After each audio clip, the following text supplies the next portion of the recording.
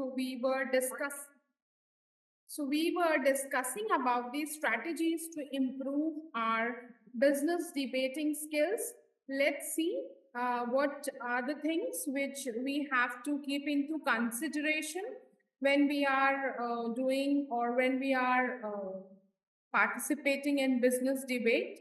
So first of all is regular practice, conduct regular debate sessions with the team, learn more from experts, watch and analyze debates by skilled business leaders, right? Encourage open communication, foster an environment of open, we can say, debate where people are welcomed with their perspectives, seek feedback, continuously improve by seeking feedback on debate performance, right? Be open to the criticisms also and to the constructive feedback also, as this will help you to analyze and identify still the things which are which doesn't went well in your previous session but will improve in the next one. So always seek for feedback. Next is stay informed. Keep abreast of industry trends and developments to make informed arguments, right? So what you have to do is you always have to take care that the strategy which you are using for debating skills must be in an organized manner. The pattern which you are using must be in an organized manner. You should learn from the experts, must encourage the open communication, must look for the feedback, and always stay informed about the industry trends and the recent developments which are going ahead, right? So that your argument should be informed and well articulated, that yes, the candidate is very well versed with the industry trends and the advancements, right? Next is develop emotional intelligence. Understand and manage emotions to communicate more effectively during debates. So what you have to do is you have to give a control check and monitor your emotions when you are doing a debate, right?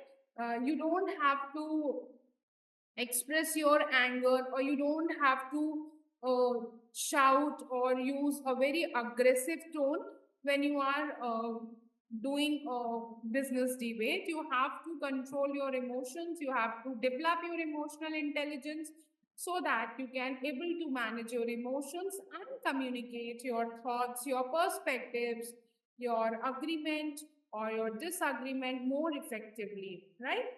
So these were the tips for improving business debates and how to conduct a debate in a business organization. Further, we will be talking about what are speeches and what are the meaning of a speech, what are the different types of a speech, what are the characteristics of speech, and the difference between debate and speech. So let's start with the topic. So we'll see what are speeches in business communication. So speeches in business communication are vital for conveying information, messages, motivating employees, and presenting new ideas, also making key announcements. So why do we invite speeches? Why do we do or give speech in an organization? Just to convey information, to motivate employees, to present new ideas, and to make some new announcement or to make some announcement, right? So they can take various forms. They can be conducted in various forms for serving a specific purpose.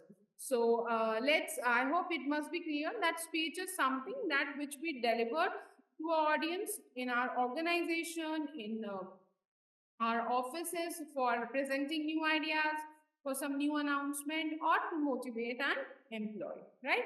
So let's further see. We'll be talking about the different or the common types of speeches and their characteristics. Let's start with the first. The first one is informative speech. What is informative speech? Informative, as the name suggests, is providing information and giving explanation or explaining the concept or process. So, informative speech here means the purpose is to provide information, explain the concepts, the process, or the terminology, right? The example of informative speech can be quarterly financial updates, product launch, project updates, or progress reports, right? So, where you just give the detailed information about the entire process or the concept. Next is the key elements which comes under informative speech is that it should be clear, concise, well structured, use of visuals, and the proper use of visuals is required here. Why? Because you are representing some financial updates which is done quarterly or the product launch. So there must be some supporting data.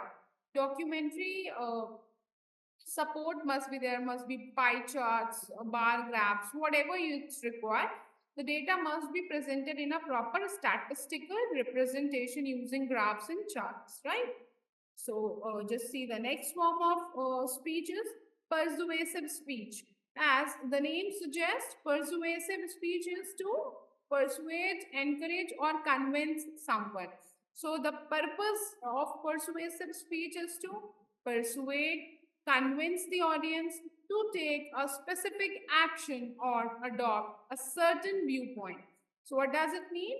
Here the purpose of a persuasive speech is to convince the audience to take specific action or to adopt a certain viewpoint, right?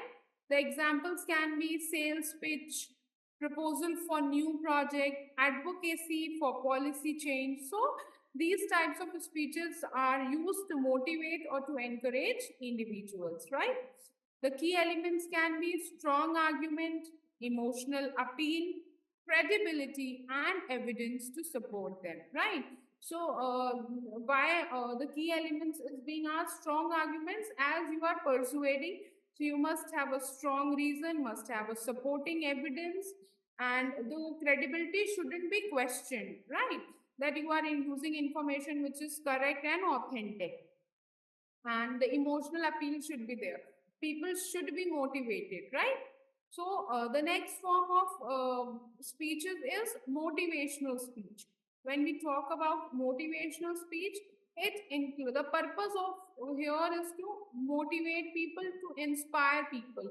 Like we call some key notes speaker which comes to address a company events for pep talk. We can say expert talks before execution of a project, any leadership speech during challenging times, right? So all these things are like these sort of speeches are done to boost your morale, right? To motivate you so that you do not demotivate yourself and keep your morale up and work towards your goals.